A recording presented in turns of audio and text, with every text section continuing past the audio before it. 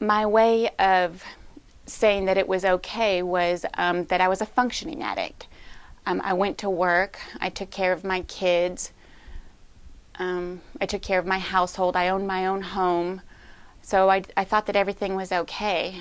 And what should really scare you about this point is that I pretty much told you I was never sober, and I had my kids with me all the time. So I was constantly driving with them. They were with me everywhere we went. And I wanted to get help, but I didn't know where to turn to. I didn't know who to ask. I was afraid if I asked for help that the state might take my kids away, because at this time things just with my husband weren't working out at all. But looking back on things now, I wished I would have sought out help. Maybe the state would have taken my kids away and my son would still be alive. Because on April 12, 2006, I was driving with my kids once again, and my son was in the back of my pickup. And for no reason at all, I lost control. I was the only car on the road, and my car went spinning out of control.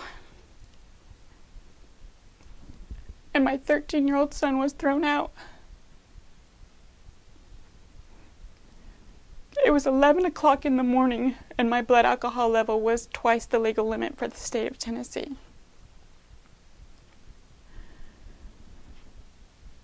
My 10-year-old daughter was in the front with me, and she escaped serious physical injury, but her emotional scars still bind her. My back was broken in the accident. I was never supposed to walk again. But the same doctor who couldn't save my son's life went in and fixed my back. And I spent the next year recovering from my injuries and sinking even more into addiction. Because of my back injuries, I was put on a lot of painkillers. I was able to get off meth, but I started drinking even more heavily. I would drink like an 18-pack a day, mix it with the painkillers. And December 21st of 2006, this was about 8 months after my son died, I decided I'd had enough and I tried to kill myself. I remember going to bed and laying there. I laid there for 3 days. My kidneys released and my body started rotting alive. I was laying in the fetal position, and everywhere my skin was touching, my skin was growing together. And I can also remember for those 3 days, I don't know how much of the time, but I was alone by myself in this little apartment, and I had this shelf, and I kept seeing on this shelf, it was like one body with 3 heads, and I felt like they were taunting me. I don't really remember what they were saying, but I remember being so frightened. And looking back on it today, I remember thinking that those were probably the demons welcoming me to a devil's hell.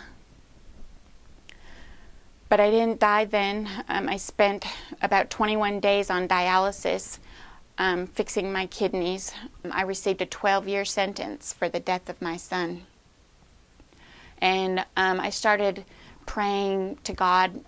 I still had a lot of issues when I first came there, and I was really sad. I was dealing with a lot of unforgiveness for myself. And I talked to the chaplain there. He's a wonderful man. His name's Brother Leonard. And I started telling him about this unforgiveness that I had for myself, and I felt so heavy. I couldn't do anything. And what he helped me to understand that day, this was May of 2008, was that by not being able to forgive myself, it was though I was saying that Jesus Christ's blood was good enough to cover anybody else's sins but mine. And I didn't want to say that about my Savior. I didn't want him to think that I thought his blood couldn't cover my sins. So how could I not forgive myself? And it was there that I began the process of trying to become whole again, trying to become a new person. And, and I had asked for Jesus to forgive me for my son's death a million times, and I'm still finding myself asking for forgiveness. Even though I've found no way to forgive myself, I've heard a saying that says God does not remember what we cannot forget. And I'm so grateful for that, because I know that he's forgiven me for David's death.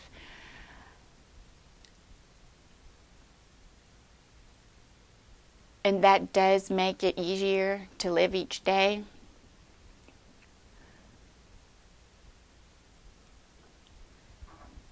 But it doesn't make me miss David any less. The only reason that I can find that I am still sitting here is to tell my story. I've told it numerous times at church, and I've often felt that my story falls on deaf ears.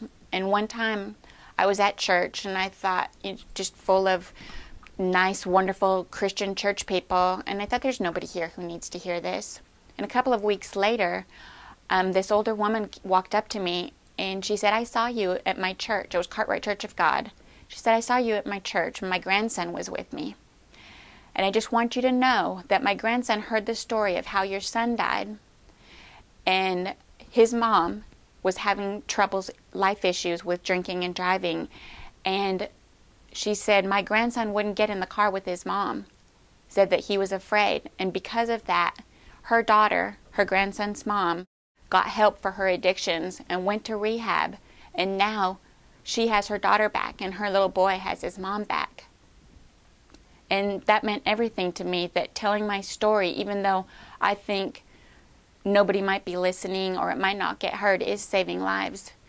And if it happens for just one person, then maybe my son's death won't be in vain.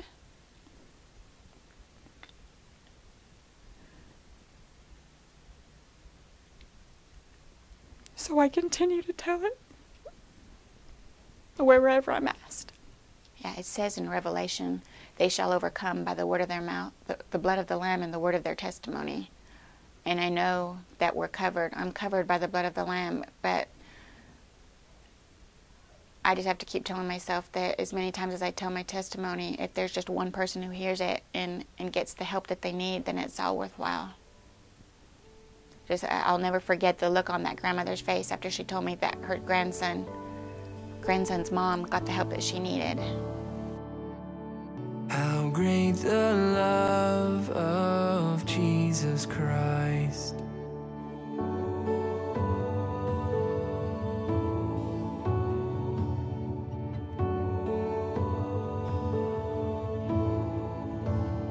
Upon the cross of Calvary, the blood was shed that pardons me. No